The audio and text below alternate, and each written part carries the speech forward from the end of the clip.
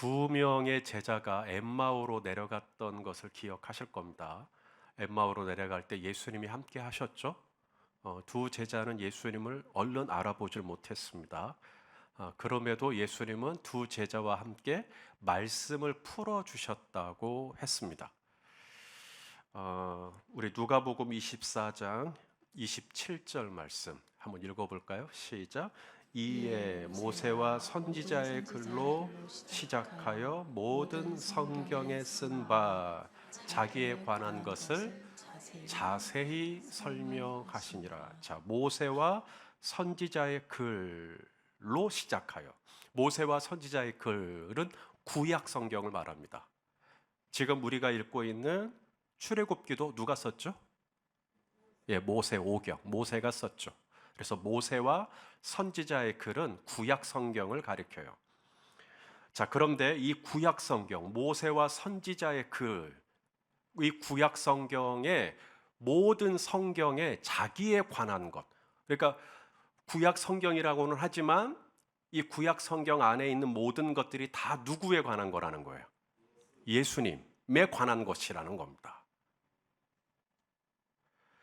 그렇다면 지금 우리가 성막을 보고 있거든요. 이 성막도 누구에 관한 것일까요? 예수님이죠. 그런 의미에서 볼 때 이제 우리가 내 성소 안에 들어갈 때, 성소 안에 들어갈 때 떡상을 만나요. 우편에 떡상. 이 떡상이 의미하는 게 어떤 예수님일까요? 바로 생명의 떡으로 오신 예수님이죠. 우리 우편에 떡상이 있고 그 건너편 좌편에 등잔대가 있고 정면에 분향단이 있습니다. 이 그림 기억나시죠? 자, 떡상 요한복음 6장 35절 시작. 예수께서 이르시되 나는 생명의 떡이니 내게 오는 자는 결코 줄이지 아니할 터이요 나를 믿는 자는 영원히 목마르지 아니하리라. 그래서 왜 하나님은 이 성소 안에 이 떡을 12덩이의 떡을 두게 하셨을까? 그 떡도 예수님에 관한 것이었어요. 생명의 떡으로 오실 예수님을 암시하기 위해서 떡상, 그 건너편에 등잔대가 있죠. 등잔대는 빛으로 오시는 예수님을 암시하겠죠. 자, 요한복음 8장 12절입니다. 시작. 예수께서 또 말씀하여 이르시되 나는 세상의 빛이니 나를 따르는 자는 어둠에 다니지 아니하고 생명의 빛을 얻으리라.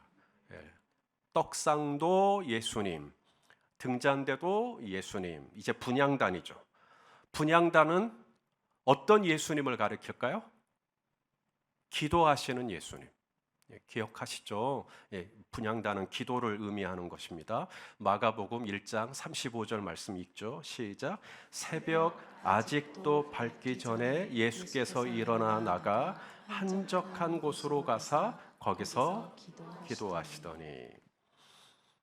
분향단이란 향을 피워서 올리는 제단을 의미합니다. 다시 말해 우리가 하나님께 드리는 모든 기도는 아름다운 향기를 품고 있다는 이야기죠. 육신으로는 그 향을 맡을 수가 없어요.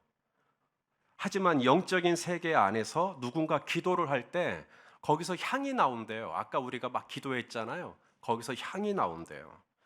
꽃에서 향이 나오니까 나비가 오고 꿀벌이 찾아오듯이 성도가 기도를 하면 아름다운 향이 나오기 때문에 천군과 천사가 찾아옵니다. 그래서 천군과 천사가 여러분의 기도를 잘 담아요. 자, 요한계시록 8장 3절입니다. 시작. 또 다른 천사가 와서 제단 곁에 서서 금향로를 가지고 많은 향을 받았으니 이는 모든 성도의 기도와 합하여 보좌 앞 금제단에 드리고자 함이라. 하나님은 우리가 기도할 때 멀찍이서 우리의 기도를 들으시는 게 아니라 뭐라고 기도하나 궁금해요. 그래서 기도하는 사람을 가까이 하신다라고 말씀하시죠. 우리 시편 145편 15절 말씀, 18절 말씀 읽겠습니다. 시작. 여호와께서는 자기에게 간구하는 모든 자, 곧 진실하게 간구하는 모든 자에게 가까이 하시는도다. 그래서 성막의 구조에도 보면 하나님의 언약궤가 있는 지성소에서 가장 가까운 비품은 떡상도 등잔대가 아니라 뭐예요? 분향단입니다. 이 분향단이 지성소 휘장 바로 옆에 붙어 있어요. 그만큼 하나님은 기도하는 사람을 가까이 하신다라는 거죠. 그러므로 기도에서 중요한 건 장소가 아닙니다. 물론 우리가 기도할 때 장소를 구별하고 그 장소에서 기도를 하는 건 나쁜 건 아니에요. 우리 예수님도 주로 기도하신 곳이 어디였냐면 성전이 아니라 감람산이었습니다. 우리 누가복음 22장 39절 읽겠습니다. 시작. 예수께서 나가사 습관을 따라 감람산에 가심에 제자들도 따라갔더니, 예수님이 주로 어디서 기도하셨다고요? 감람산. 그러니까 조정희 집사님, 우리도 감람산으로 가서 기도가 되겠죠. 예, 그게 아니죠. 기도에서 중요한 건 장소가 아니라고 말씀을 드렸습니다. 하나님의 속성 중에 하나가 편재성이라는 말이 있어요. 좀 어렵죠. 무소부재하다는 뜻입니다. 그렇기 때문에 어느 곳에나 하나님이 안 계신 곳이 없어요. 내가 기도하기로 어떤 감람산을 구별하든지 아니면 어떤 방의 어느 한 코너를 구별하든지 괜찮은데, 하나님은 꼭 거기에만 계시는 게 아니라 나의 일상의 모든 영역에 하나님이 함께 하셔요. 아멘입니까? 자, 시편 4편 3절 말씀 또 읽어볼게요. 시작.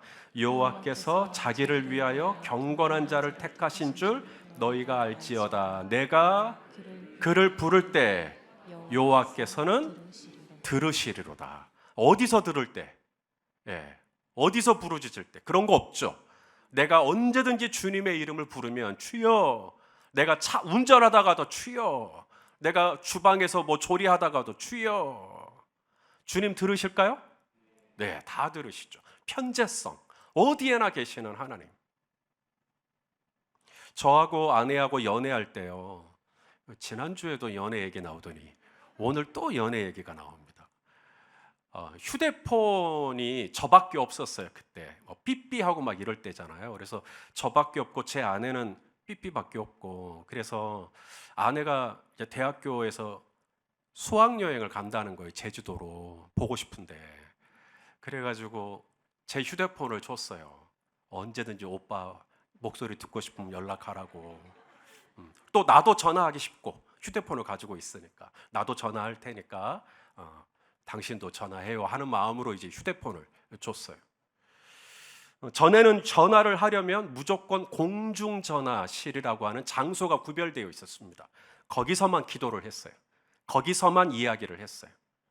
하지만 휴대폰이 있으니까 이제 아내가 어디에 있든지 저랑 대화가 가능해요.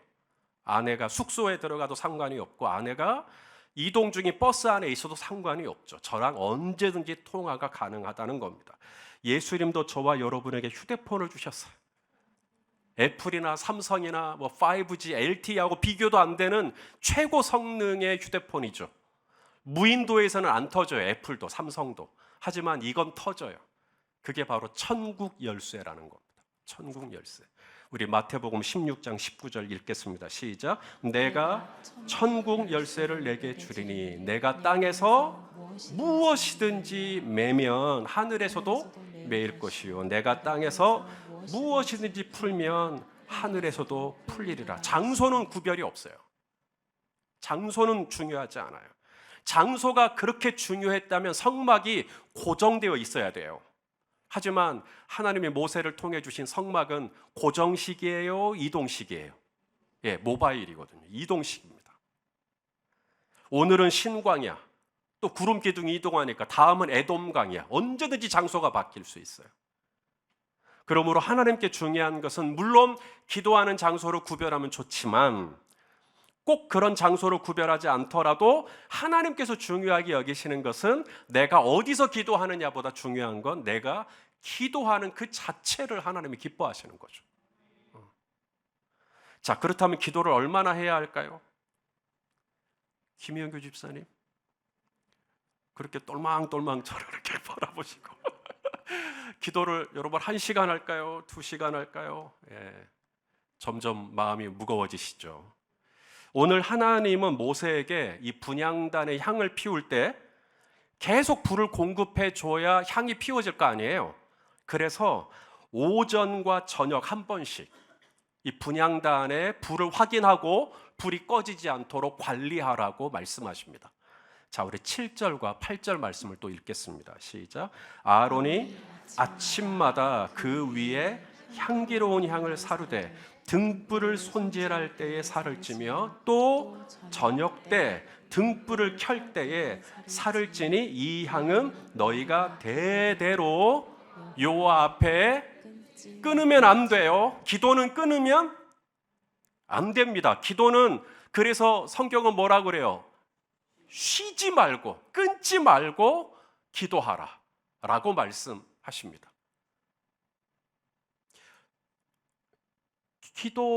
기도하다가 좀 안 할 수 있나요? 예, 기도한 지 오래되신 분들 계실 수도 있죠. 예, 중요한 건 오늘 다시 시작하면 되는 겁니다. 끊지만 않으면 돼요. 끊지만 않으면 됩니다. 오늘 다시 또 하면 돼요. 나 오늘 또 못했는데 그럼 내일 다시 하시면 됩니다. 끊지만 마십시오.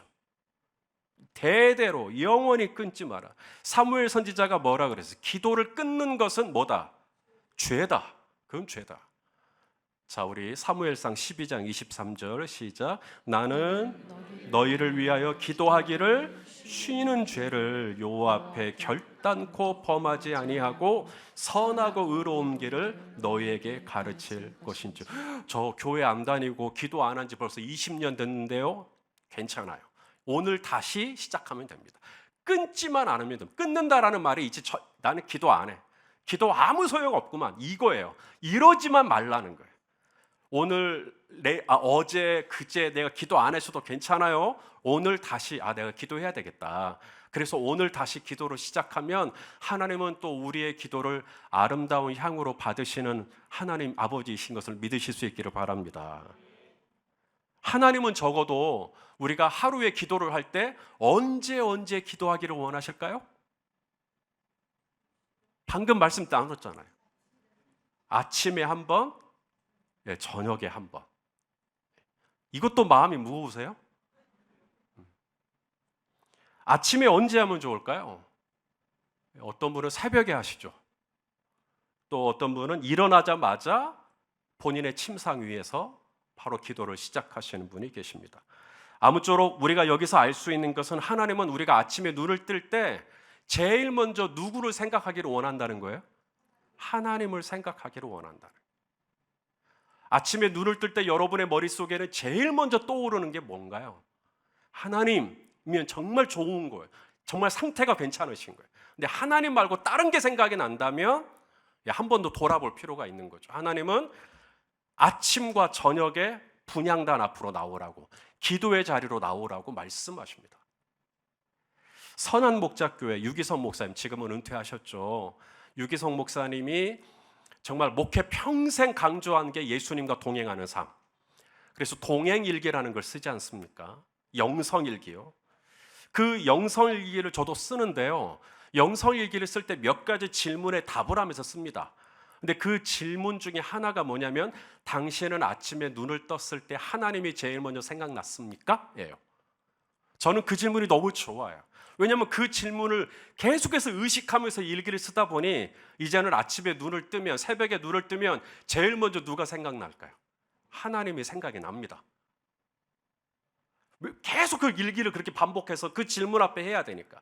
당신은 오늘 하루 동안 하나님을 얼마만큼 생각하셨습니까? 그래서 퍼센테이지로 내도록 해요. 매일 일기에. 오늘은 내가 한 10%밖에 생각을 못한 것 같은데 10%. 나 오늘은 한 90% 하신 것 같아. 90% 정직하게 적으면서 하루하루 자신의 삶을 돌아보도록 하고 있습니다. 아무쪼록 하나님은 내가 아침에 눈을 딱 떴을 때 어떤 일과가 생각이 나는 게 아니라, 아니면 다른 어떤 누군가가 생각이 나는 게 아니라, 하나님은 저와 여러분이 눈을 떴을 때 시편의 저자가 말한 것처럼 아침에 깰 때에 주의 형상으로 나는 만족하리이다. 아침에 눈을 딱 떴는데 주님이 제일 먼저 생각났다는 얘기죠. 그게 좋아 보이고 나도 그렇게 되기를 원하시면 아멘 해주시겠습니까? 지금 제 말씀 듣고 있죠? 어째 표정들이 다들 그러세요? 아침뿐만이 아니죠. 저녁에도 한 번 더 오라 그래요. 분향단에 하나님은. 저녁에 잠자리에 들기 전에 한 번 더 기도에 무릎을 꿇으라고 말씀하십니다. 무슨 기도를 하면 좋을까요? 그날 하루를 잠깐 돌아보면 괜찮겠죠. 오늘 하루 얼마나 또 감사할 일이 많았어요. 그걸 또 하나님께 감사하면 되겠죠. 혹 아쉬운 것이 있었다면 하나님 잘못했어요 하고 또 아쉬운 마음을 올려드리면 됐겠죠. 또 지나가면서 그냥 인사처럼 했던 말들, 기도할게요 집사님, 단톡방에 그랬던 것들 다시 한번 떠올리면서 정말로 기도하는 시간을 또 가지면 좋겠죠. 침대 위에서 꼭 무릎을 꿇어야 되느냐? 꿇으면 좋겠죠. 하지만 꿇지 않고 그냥 양반 자세로 앉은 상태에서 상체만 일으키고 그냥 눈을 감고 기도해도 괜찮습니다. 아무쪼록 중요한 건 하나님은 아침에 눈을 뜨자마자 그리고 저녁에 눈 감기 전에 하나님이 내 머릿속에, 하나님이 항상 내 사고 속에 머물러 있기를 원하신다라는 것을 여기서 알 수가 있어요. 하나님을 생각하는 게 우리의 습관이 돼야 돼요. 하나님을 생각하는 게 우리의 루틴이 돼야 돼요. 아침과 저녁이요. 1시간을 기도했느냐 2시간을 기도했느냐 보다 더 중요한 것은 아침부터 저녁까지 내가 계속해서 하나님을 의식하고 하나님을 생각하는 거죠. 이게 영성이라고, 이게 믿음이라고 말씀하십니다. 우리 히브리서 3장 1절 말씀 한번 읽어보겠습니다. 시작. 그러므로 함께 하늘의 부르심을 받은 거룩한 형제들아, 우리가 믿는 도리의 사도이시며 대제사장이신 예수를 어떻게 깊이 생각하라. 혹시 NIV 영어 성경을 가지고 계시다면 fix on your thought, 당신의 생각을 예수 그리스도에게 계속 고정시키라는 거예요. 미완료 형태로 돼 있어요. 자, 그렇다면 계속해서 하나님을 생각해야 되니까요. 기도하는 시간에 기도 안 하고 성경 말씀을 읽을 수는 없을까요? 그러니까 성경 말씀 읽은 것을 기도한 거로 퉁칠 수는 없을까요? 아침에 묵상했어요. 묵상했으니까 기도한 거 아닐까요? 저녁에 기도를 하라 그랬는데 무릎 꿇고 뭐 이렇게 하는 거 번거로우니까 그냥 유튜브로 찬송가 CCM 하나 찾아서 그냥 같이 따라 불렀어요. 그러면 기도한 거 아닌가요? 예, 그 기도죠. 안 될 거 없습니다. 좋은 겁니다. 괜찮아요. 성경을 읽다가 기도하고 싶으면 기도하면 되니까, 또 마음속으로 기도가 됐을 테니까 괜찮습니다. 찬양을 부르다가 기도하고 싶으면 또 기도할 테니까, 또 찬양의 가사가 은혜가 되다 보면 속으로 분명히 기도하셨을 테니까 문제가 없습니다.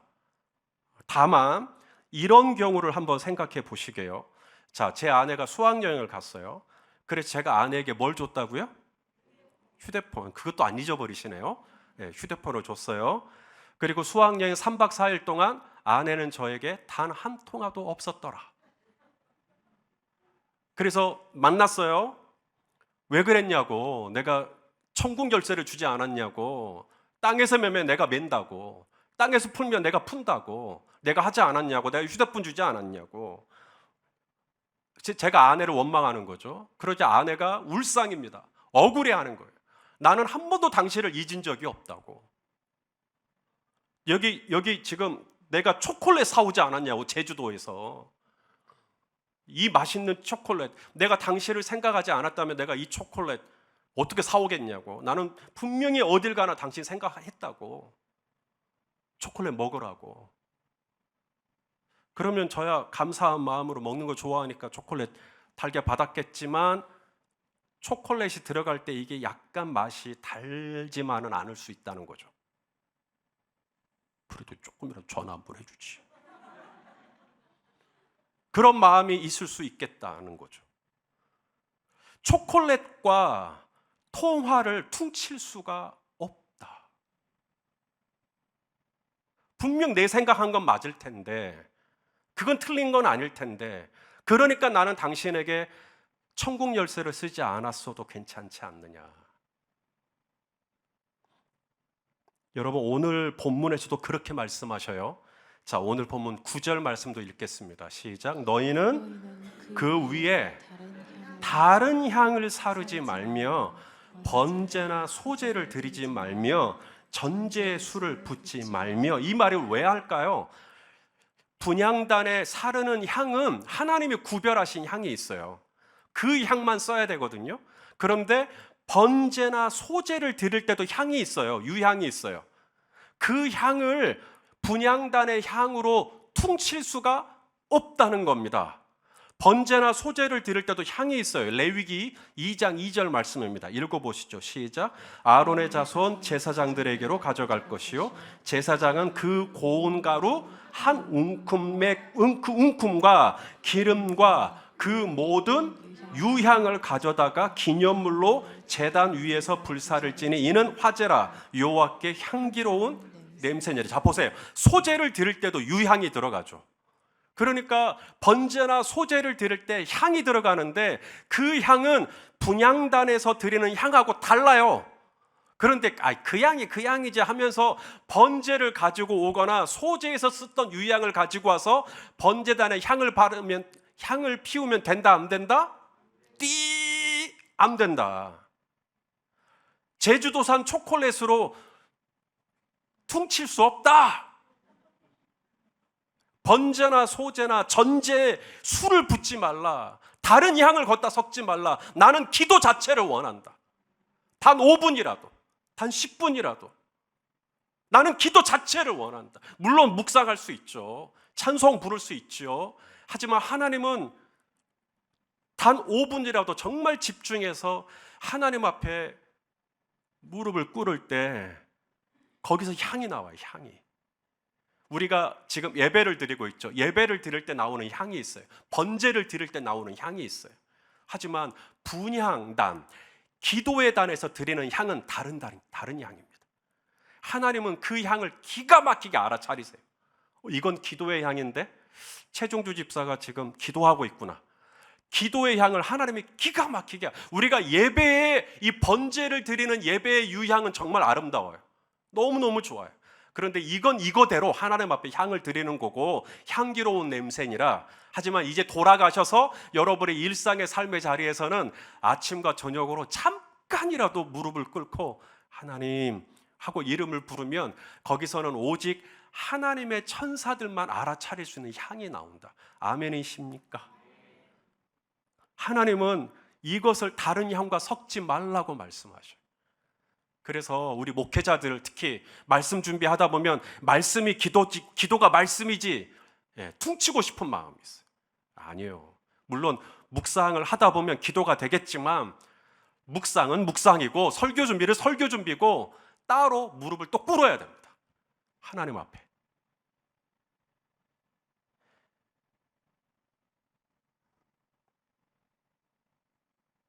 자, 그 다음 절 10절 말씀, 오늘 본문이 끝나는 10절 읽어보시죠. 시작. 아론이 1년에 한 번씩 이 향단불을 위하여 속죄하되 속죄제의 피로 1년에 한 번씩 대대로 속죄할지니라. 이 제단은 이 분향단은 여호와께 지극히 거룩하니라. 여러분, 떡상 얘기할 때 이렇게 얘기 안 해요. 등잔대 얘기할 때도 이렇게 얘기 안 합니다. 아론 대제사장이 1년에 한 번 속죄제를 드리거든요. 속죄제를 드릴 때 그 숫송아지의 피를 번제단에 발라요. 그래야 번제단이 속죄가 돼요. 그리고 그 피를 언약궤, 지성소 안으로 들어와서 언약궤에 또 뿌립니다. 그리고 또 하나, 이 속죄제에서 드린 이 숫송아지의 피를 바르는 또 하나의 비품이 있는데 어딜까요? 분향단이요. 떡상에 안 발라요. 등잔대에 안 발라요. 오직 뭐만 발라요? 기도하는 분향단에만 바릅니다. 이게 분향단을 스페셜하게 여기시는 하나님 아버지의 마음이 여기 담겨 있어요. 물론 떡상이 중요한 거 누가 몰라요? 등잔대 중요한 거 누가 몰라요? 그런데 1년에 딱 한 번 숫송아지의 피로 속죄를 받는 유일한, 내 성소 안에 있는 기구 중에 유일한 비품은 분향단밖에 없어요. 이것은 하나님이 그만큼 이 기도를 특별하게 여기신다라는 걸 알게 되죠. 이것이 우리의 기도를 받으시는 하나님 아버지의 마음입니다. 제 아내 이름이 뜬 거예요. 기분이 벌써 설레요. 상상만 해도 좋아요. 하나님께서 따르르 하고 문영순, 문영순, 영순아 오랜만이다. 하나님께서 저와 여러분의 이름을 확인하고 얼마나 기뻐하시겠냐고. 단 5분이든 10분이든 아침과 언제? 저녁에. 아침과 저녁에. 적어도 오늘 3일밤 예배 받으신 분들이라면 이걸 좀 기억하고 단 몇 분이라도, 단 몇 초라도 오늘 저녁부터 주무시기 전에 하나님 감사합니다. 저 오래간만에 기도합니다. 기분 좋으시죠? 그리고 아멘 하고 눈을 감으시면 훨씬 더 잠을 잘 주무시지 않을까? 그렇게 안 하시는 분들에게 주의 악몽을 꾸게. 농담이고요. 아무쪼록 우리 하나님 아버지의 마음을 알고 얼마나 이 기도를 귀하게 여기시는지 하나님 아버지의 마음을 알고 우리에게 천국 열쇠를 주셨잖아요. 전화 좀 하라고. 오늘도 메고 풀고 하나님 앞에 자꾸 기도의 향기를 올려드리면서 하나님의 기쁨이 되는 저와 여러분 되시기를 예수님의 이름으로 축원합니다. 기도하시겠습니다. 하나님 아버지, 기도를 더 잘하고 싶습니다. 아침부터 저녁까지 더 하나님을 생각하고 싶습니다. 하나님과 동행하고 싶습니다. 하나님을 잊어버리지 않기를 원합니다. 하나님, 우리의 마음과 생각 속에 더 깊이 들어와 주시고 순간순간 우리 하나님 의지하게 하시고 하나님의 손을 붙들게 하시고 하나님의 목소리를 들으려고 하나님 내 영혼이 민감해지게 하여 주시옵소서. 예수님의 이름으로 기도하옵나이다. 아멘.